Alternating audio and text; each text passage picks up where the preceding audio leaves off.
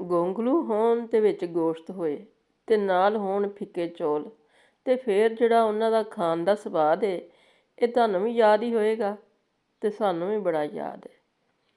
बहुत ही मज़ेदार, बहुत ही टेस्टी गोंगलू गोश्त और जिसको शलजम भी कहते हैं उर्दू में, इसकी रेसिपी आज आपके साथ शेयर कर रहे हैं। इंतहाई लजीज मक्खन मलाई की तरह से ये बनते हैं और बड़े ही लजीज लगते हैं।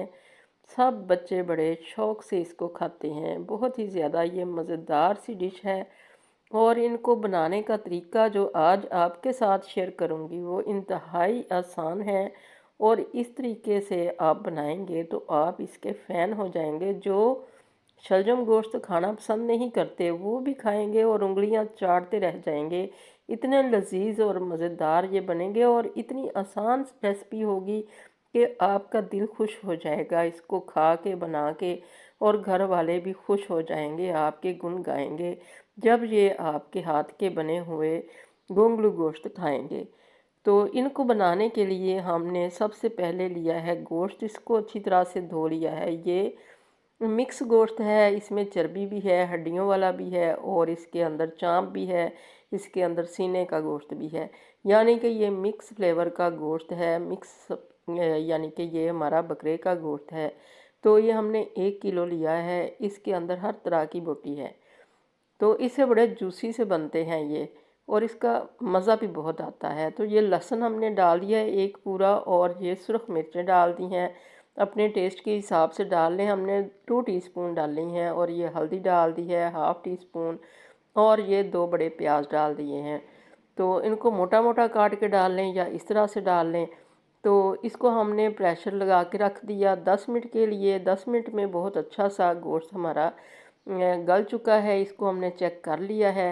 तो अब इसको हमने भूनना है। भूनने से पहले इसके अंदर कुछ चीज़ें और डालेंगे। पानी देखें बिल्कुल ठीक था जो हमने इसके अंदर डाला था, ज़्यादा एक्स्ट्रा पानी नहीं है इसके अंदर। ये हमने सब्ज़ मिर्चें ली हैं, अदरक लिया है और 2 टमाटर थे, इसको डाल दिया है। और डालने के बाद ज़रा सा इसको मिक्स करेंगे और मिक्स करने के बाद इसके अंदर हमने दम लगा के रख देना है ताकि ये जो हमने टमाटर वगैरह ऐड किए हैं टमाटर अच्छी तरह से गल जाएं और फिर घुल जाएं।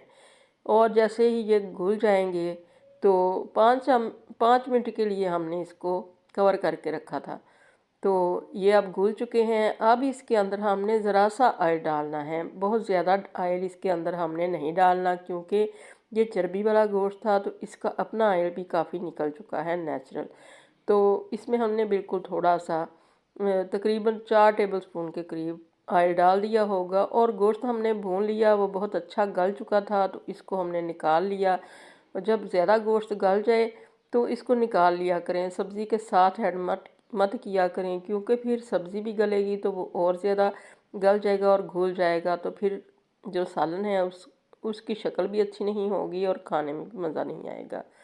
तो ये हमने शलजम लिए हैं, तकरीबन 1.5 किलो हैं ये, और अच्छे से नरम नरम सॉफ्ट से ताज़ा शलजम लेके आएँ तो उनका जायका बहुत ही मज़े का बनता है। और मोटे मोटे काट लें, छील लें और धो लें अच्छी तरह से।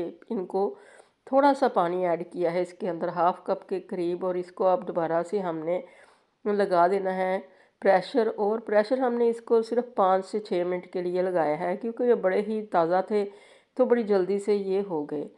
तो अब इसको हम चेक करेंगे। ये बहुत अच्छे से सॉफ्ट हो चुके हैं, मक्खन मलाई की तरह से हो चुके हैं और जितने ये सॉफ्ट ताज़ा होते हैं उतने ही ये जल्दी गल जाते हैं और इनका उतना ही टेस्ट अच्छा आता है। तो अब इसको हमने थोड़ा थोड़ा प्रेस करना है ताकि ये घुल जाए। हमें घुले हुए ही ज़्यादा अच्छे लगते हैं और जिस तरह के आपको पसंद हो उसी तरह से कर लें। अगर आपको आलू गोश्त की तरह से पसंद है तो उसी तरह से रहने दें, मगर हमें इस तरह से पसंद है। और साथ में इसके हम बनाएंगे वाइट राइस। तो वाइट राइस के साथ इनको जब खाते हैं तो बहुत ही ज़्यादा मज़ा आता है। तो अब इसको हमने अच्छा सा प्रेस कर करके दबा दबा के तो बिल्कुल मुलायम कर लिया है मक्खन मलाई की तरह से। तो ये देखें बहुत अच्छे से ये हमारे घुल चुके हैं शलजम। इनके अंदर हमने जो गोश्त गला के निकाल लिया था अच्छी तरह से, उसको भून लिया था, वो डाल देंगे दोबारा से। देखा आपने, हमने अभी तक कोई मसाला इसके अंदर ऐड नहीं किया। बिल्कुल सिंपल इनका अपना जायका होगा, इनका अपना टेस्ट होगा, अपना जो गोश्त का टेस्ट है और शलजम का, बस यही है। बस थोड़े बहुत हमने जो डाले हैं नमक मिर्च और हल्दी डाली है, और कोई मसाला इसके अंदर ऐड नहीं किया। सब्जियां जितनी सादा पकाएंगे, जितने कम मसाले डालेंगे, उतनी ही ज़्यादा मज़े की होंगी। तो अब इसको हमने थोड़ा सा पकाना है ताकि जो मसाले हैं वो शलजम के अंदर भी रच बस जाएं, और इसमें जो थोड़ा बहुत पानी है वो भी ज़रा सा ड्राई हो जाए। नमक हमने चेक किया तो काफ़ी कम था, तो हमने और डाल दिया है। आप भी अपने टेस्ट के हिसाब से नमक और मिर्च ऐड करें।